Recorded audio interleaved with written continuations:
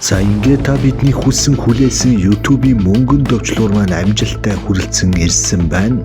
Гоё түүхүүд сууг микрофон асаасан тэр цагаас хойш буюу 15 дахь сар дээр silver бутооны эрхийг хангасан байдаг. 2025 оны 2 сарын 5-нд 100 мянган дагагчтай болсон байгаа. Үүнээс хойш Америкийн нэгдсэн улсын Сан Францискогийн Mountain View гэдэг хотоос нэг мэйл ирсэн.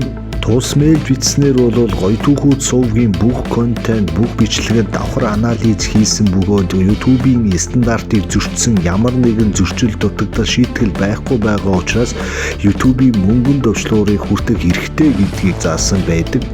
Тус мэйлтэй цуг давхар ирсэн линкээр орж хувийн мэдээлэл үнэн зөв бөглөөд мөнгөн төвчлөрөө захиалсан байдаг.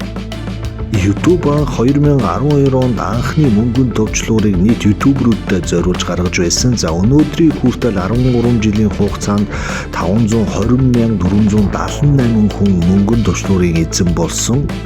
Ихэнх үзэг сонсогч нар асуугаад байдаг мөнгөн төвчлөрт яг мөнгө байдгүй гэж асуудаг. За яг үүндээ бол 92% никель, 5% карбон, 2.5% зинк тэгээ үлдсэн бусад металлуудын ийм холимог байдаг.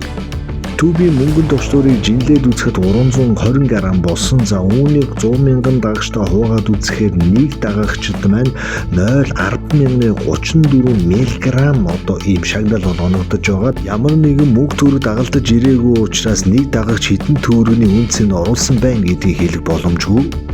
Монголын анхны YouTube мөнгөн төвчлөрийн эзэснээр 2017 онд Нэмтгий залуу гэдэг сувг бол шалгарч байсан. За 2018 онд Asmer Sound Queen гэдэг нэгэн YouTuber охин хоёр дахь мөнгөн төвчлөрийн эзэн болж монголчууд YouTube-ийн ертөнцөд цахиур хагалж байсан.